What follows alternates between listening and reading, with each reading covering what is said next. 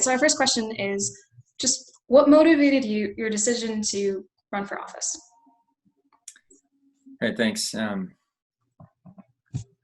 Question you get asked quite a bit, and there's so many reasons to do this. I think that's how I know it's the right decision, is because I keep finding more and more that I really enjoy and love about this. But I honestly, on one side, I felt like I had something very unique to offer with a background that's both rooted in a federal service that I've spent time in Washington, D.C. and abroad, and then a business professional experience that's working in every industry imaginable. That's what's, we need that in our Congress. And so I felt like I had something unique to offer, and at the same time, wanted more people like me in Congress. And that's not a boastful statement in any way, shape, or form. I know I've been a good team member. I can work well with people. I can analyze a situation and try to create a really good solution. I know, creating solutions is tough in government, especially with the Congress right now we have that's seems very divided. But I pride myself on being a problem solver, somebody that's pragmatic, willing to work with others to come up really good solutions for whether it be a client, as it has been to this point, or a constituency, which is what it'll transition to if I'm elected. Mm-hmm. Awesome, thank you. So our next question is a little bit more relaxed. So Utah, we're known for soda shops. And what is your go-to drink? I think it's Fresca with a lime, and not many people add the lime, so that's some uniqueness to it. But that's what it is. So it may be considered a little boring. My wife likes the dirty sodas and all that, but yeah, Fresca with a lime. Sounds very good, actually. I'm not dissing that at all. That sounds great. All right, so this is a two-part question. So first off, how well do you think Utah has done in responding to the COVID-19 pandemic? And secondly, what do you think we need to do going forward to further address and stop COVID-19? Excellent. No, Utah has done an exceptional job. I feel like we have. There's been a lot of communication. In a time like this, I think we need to rely on our government for communication. Our politicians do not need to be the expert. We need to be able to communicate direction and as much as possible. We've held off on the, what would you say, the enticement to do like do a full shutdown like some other states. When I'm proud that we were able to balance that, maintaining a strong economy still coming out of this. We're not out of the woods, but we have the lowest unemployment in the country, and that says something about the way that we plan and prepare for things. We probably, and the area that I would say we need to make sure that we come together that we need to improve is in making sure that we come together, recognizing that people have different opinions. Masks became very politicized, and I wish we could have gotten out ahead of that. Look, I want to get back to work. I want our kids in school. If masks can be helpful in that regard, we need to encourage us to use them when appropriate. We don't need to go overboard, but it doesn't need to become such a contentious issue. We can be smart about it, whatever it takes to get us back to getting our economy roaring again, ensuring public health, and there's a balance there. And I think we've done as good as any state that I would have wanted to live in. That's for sure. Awesome, thank you. All right, so climate change has been a hot topic for a while now in the news and across social media. So what are you doing now, and what will you do if elected to combat climate change? I'm just open to input. I've been open to working with the Citizen Climate Lobby. I've been open to talking to oil and gas companies. I'm open to a big comprehensive solution here. You have to look at it at the local level versus an international global level. The global is a little more difficult to address because you have competing countries and their different priorities, and no real, other than the UN, and there's no real body to actually do anything that you can set some standards, but it's tough to do globally, but doesn't mean we shouldn't be addressing it. I like seeing members of our Republican Party talk about, we need to be thoughtful here. We don't need to disparage it. Like, this is something that we need to address. So we just need to be thoughtful. So working with energy industry to find the right investments. We cannot put so much stock in renewables that we drive up all the prices for all of, for the middle class, and eventually that leads to brownouts and blackouts. We have to be more thoughtful about how we ease into that. I believe in investing in renewable technology, just not at the expense of making sure that we have the energy that we need. But we have to just be willing to think of solutions and come together. This gets also very polarized, and it doesn't need to be. We don't need to over sensationalize it, and we don't need to call it a hoax, and we need to do things that are appropriate in a bipartisan way. Thank you. So Utah is known for its beautiful outdoors, and approximately 75% of the state consists of public lands. How will you address public land usage? So we benefit greatly from our public lands, and we need to, always provide access to our citizens and our visitors to be able to go and explore and use those public lands, whether it be for river rafting or hunting or hiking, whatever it is. There's a lot of good use. Utah has done a good job with recreational companies in promoting that and bringing in strong economic benefit. And Utahns, I believe, as one of them, we're very committed to conservation. And we just need to make sure that we over communicate our commitment to conservation, because there are areas that we can be more sensible. The state, in having an option to, there's the balance here where we've seen in the Rob Bishop's congressional, his 18 years here, there are opportunities to have land transferred back to state ownership for watershed, for other uses, right? There are good wins in this case, but it is a balance in maintaining this to go forward. Utahns need to make sure that we know that our national parks will be protected for centuries to come, and making sure that we do the right thing there. My grandfather was he's a exhibitionist. That's probably not the right word, but he was ran expeditions down in Grand Canyon. He built the tram. My great grandmother was one of the first women that rafted the Colorado. He then created a lot of Zion National Park tours. So there's, that's in my blood. And then at the same time, we need to make sure that we can have sustainable living wages and making sure that we have the right type of grazing opportunities and ranching. So this is a complex issue. It's always been a complex issue. And I look forward to working with Rob Bishop's team that's been, done a lot on this already, and making sure we maintain that balance. Awesome. Thank you.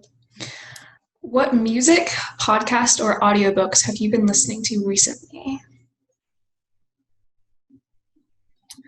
Yeah, that's a great question.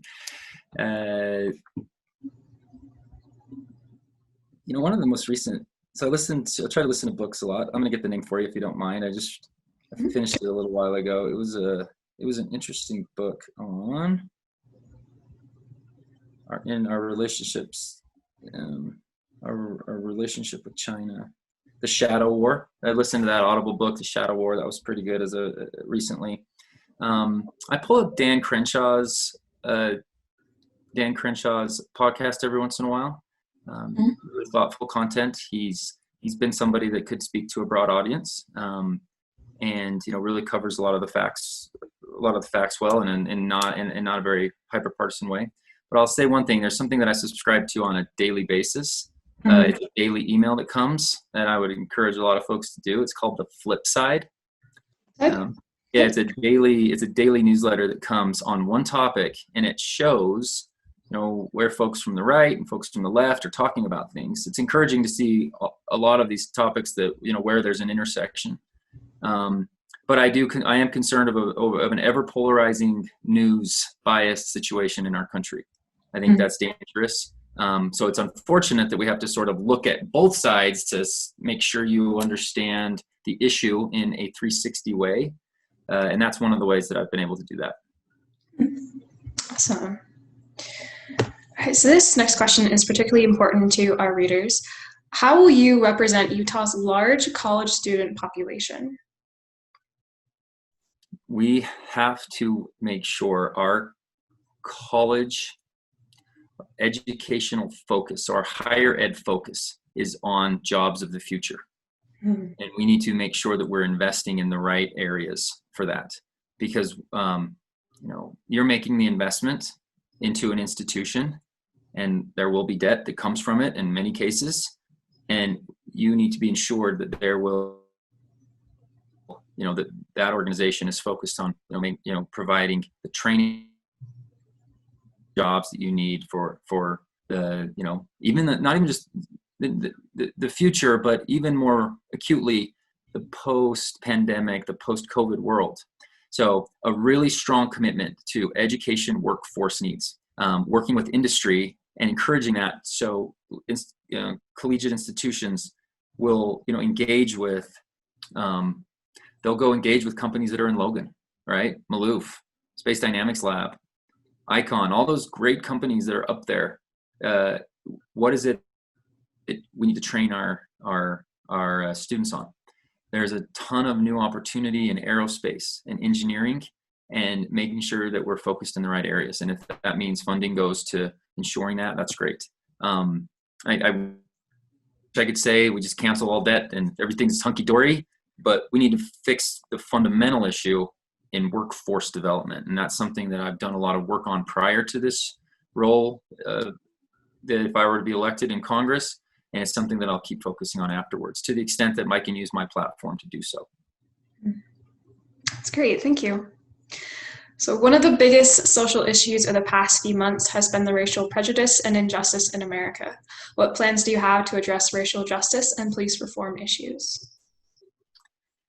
So what we have to do here, we have to all be willing to, okay, so I've been a consultant for every industry, across the board, tons of them: education, healthcare, transportation, you name it. I have never met a professional that did not want to improve. So we have to we have to recognize that our police force is no different.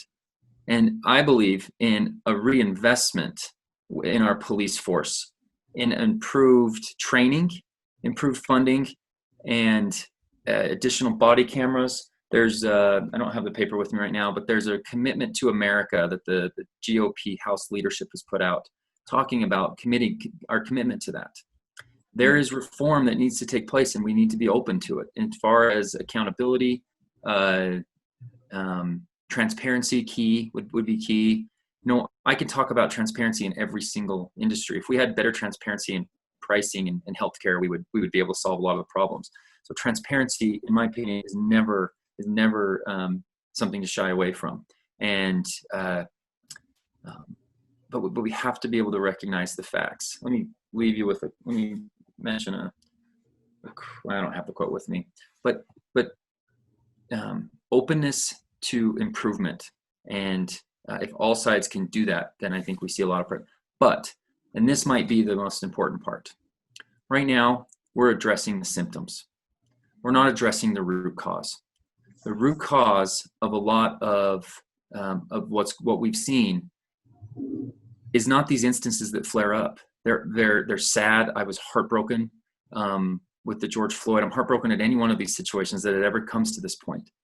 But too many Black Americans, and too high of a percentage of Black Americans live in intergenerational poverty. That is a correlation to crime. That is a correlation to more incidences with police officers. If we can target target that with better education, with criminal justice reform, with ensuring that our Black community and all of our minority communities and our, everybody in America can identify what it is that keeps us in intergenerational poverty. And that's teen pregnancy, that's single parent homes. If we can shore that up better and do that, we can help people move out of that income situation, because you can see a direct correlation between socioeconomic status and crime, and that's the area to target. Right now, we're just unfortunately dealing with a bunch of symptoms, and we need to go to root cause. Okay, thank you. If you had to condense your platform into a tweet, what would it be?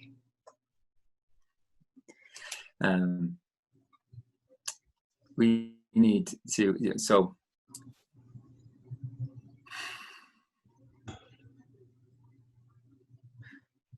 we need to ensure that Congress can mimic Utah values. Mm-hmm. Balanced budget, strong economy, but the most philanthropic state in the union. That's the key to success. Strong economy, philanthropy, and the great work that our social organizations do here. We care, from church organizations. This is past the tweet, but for your reference, strong, church organizations that do good. We've got companies that are becoming B Corps that are doing good, and in companies and people that are really mission driven. Volunteer time. Utah excels in all of this, and we can. That's what I want to be able to go back and represent. That's wonderful. All right, to finish off, our last question is, if elected, what would you do to improve diversity on Capitol Hill? So I've done measures at my own firm. It was in charge of recruiting for 3 years, where we gave a really concerted effort to bring in more diversity. And Utah's got a diverse marketplace. It's getting, the stronger our economy remains, the more people are going to come from outside the state, and that's a good thing. What you have to do, you don't just pick a person of color or a female to address your diversity. You open up the funnel. You make sure that you're very inviting to a very diverse group of people entering in the funnel of, getting involved in politics. So if it's at the congressional staff level, it's something you can more easily do. Or you can also do, if it's at the member level, so the actual elected official, go look at what Will Hurd is doing in Texas. He is actively going out and trying to recruit more people of color and women to enter into elected office and to try to run for office. You just have to be focused on the top of funnel, getting more people involved up there. If that happens, then it will trickle down into a more diverse workplace as well. All right.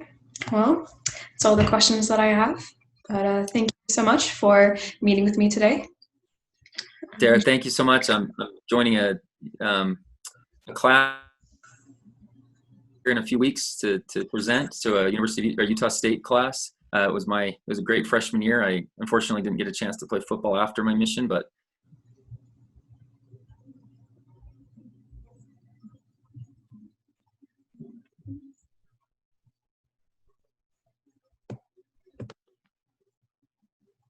and you froze on my end, so.